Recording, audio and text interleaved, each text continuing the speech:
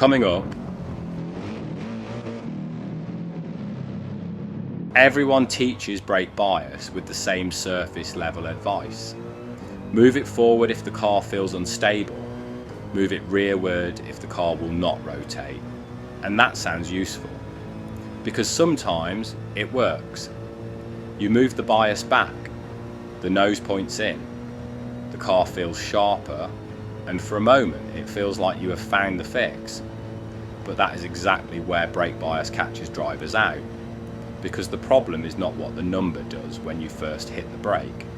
The problem is what it leaves behind when you ask the car to turn. So what does brake bias actually do? And this is where brake bias catches drivers out, because most drivers judge it too early.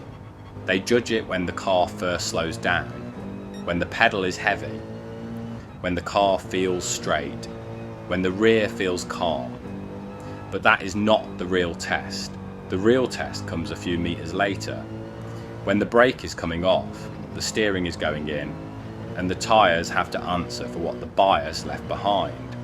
Because if the bias is too far forward, the front tyres may still be spending too much grip on braking right when you ask them to turn.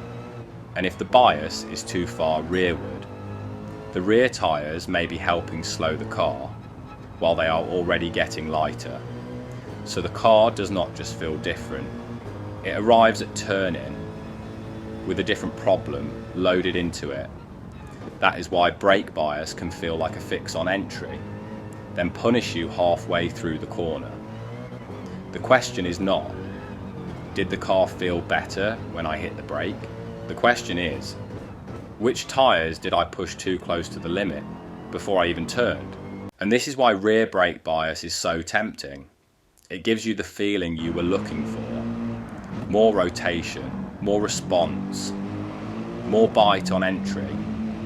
But that feeling can hide the cost, because under braking, the rear of the car is already getting lighter.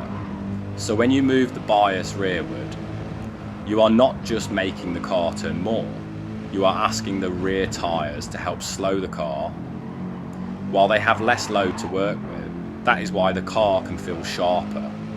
Right before it becomes unstable, the rotation was real, but it was not free. You did not just add turn in, you borrowed it from rear stability. And if you borrow too much, the rear tyre collects the debt. So this is the real brake bias test, not the number, not the setup sheet, not what someone else runs, and not how the car feels when you first hit the brake. The real test is the overlap. Brake coming off, steering going in, weight still moving, tyres already busy. That is where brake bias tells the truth, because if the front runs out first, the car feels calm, but it will not rotate. And if the rear runs out first, the car rotates, but it starts doing it on its own terms. That is the difference. Too much front bias hides the problem, too much rear bias announces it. But both are telling you the same thing. You have pushed one end of the car too close to its limit before the corner has even begun. So stop asking, what brake bias number should I use? Start asking, which end of the car is running out first? So brake bias is not a magic setup fix. It is not a rotation slider. It is not a stability button. It shows you which end of the car ran out first.